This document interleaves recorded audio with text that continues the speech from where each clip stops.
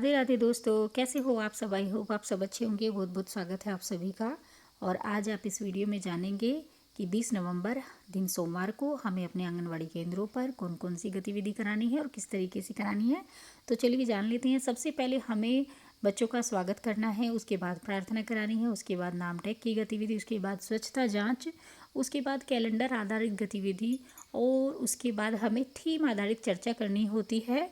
और ये जो सारी गतिविधियां हैं ये 10 से 10:30 बजे के बीच में होती हैं। और उसमें हमें थीम आधारित चर्चा जो करनी होती है, उस चर्चा का आज का विषय है हमारा आपका पसंदीदा त्यौहार और राष्ट्रीय पर्व। तो उसमें हमें आपका पसंदीदा त्यौहार जो भी हो उसके बारे में हमें बच्चों से चर्चा करनी है और राष्ट्रीय पर्व के बारे में हमें बच्चों से चर्चा करनी है। तो राष्ट्रीय पर्व कौन कौन से होते हैं वो आप सभी को पता है बहनों, तो उसी के बारे में आपको चर्चा करनी है। उसके बाद हमारा अगला पीरियड आएगा और वो आएगा 60 मिनट का। उसमें हमें पहले 30 मिनट के लिए जो हम 2 ग्रुप बनाते हैं, 3 से 5 वर्ष का और 5 से 6 वर्ष का, उन्हें हमें पहले 30 मिनट के लिए स्वतंत्र खेल खेलने के लिए बोल देना है 3 से 5 वर्ष के बच्चों को।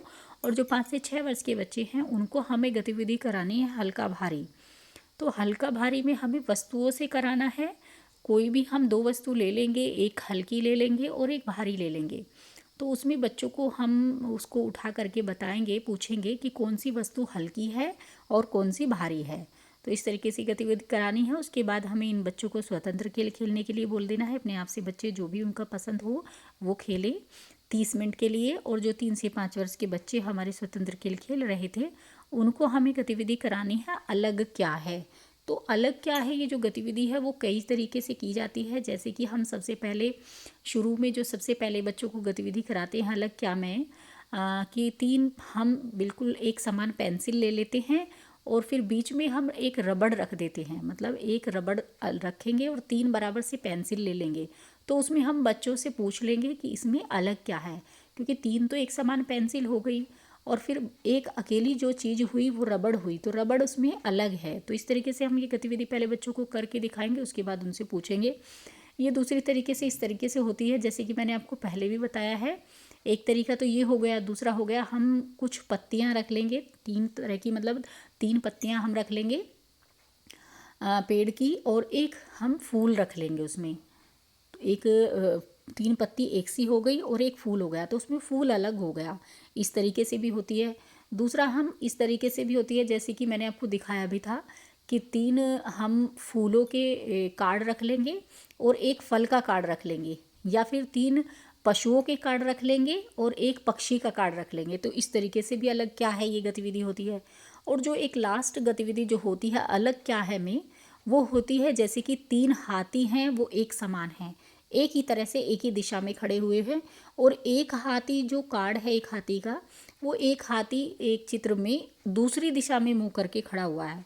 तो ये हमारा जो अलग क्या है का चौथा स्तर होगा। तो इस तरीके से ये अलग क्या है जो गतिविधि है वो हमें कई तरीके से कई स्तर में करानी होती है। तो इस तरीके से ये जो अलग क्या है इसमें आप इस तरीके से ये गतिविधि कराएं।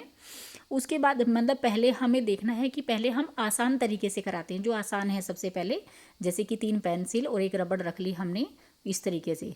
तो फिर हम थोड़ा मतलब जो है पहले सरल की तरफ और फिर कठिन की तरफ हमें जाना होता है। तो इस तरीके से हम ये गतिविधियाँ कराते हैं।